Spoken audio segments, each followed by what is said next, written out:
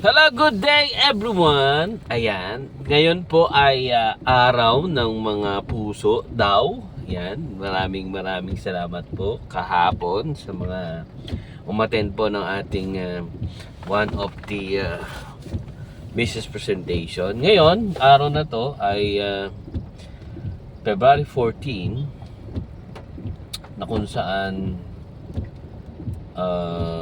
magtrabaho pa rin. Okay, trabaho pa rin tayo.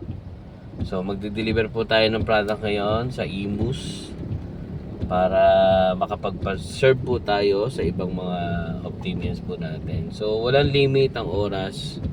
So enjoy po sa lahat po ng mga heartbroken at saka whole heart.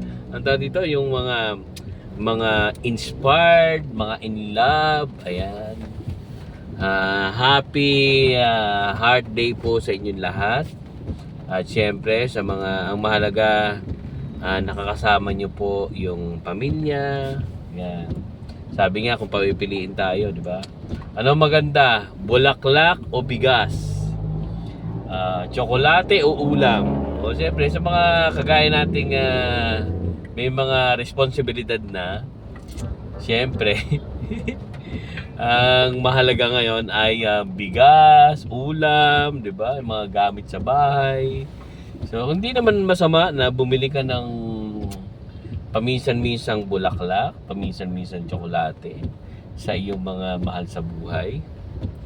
That's normal. Pero syempre, kung ano po yung basic needs na kailangan mo sa pamilya, yun muna ang unahin mo. Kung wala ka na pa namang pambili ng mga bagay na hindi naman kailangan pa.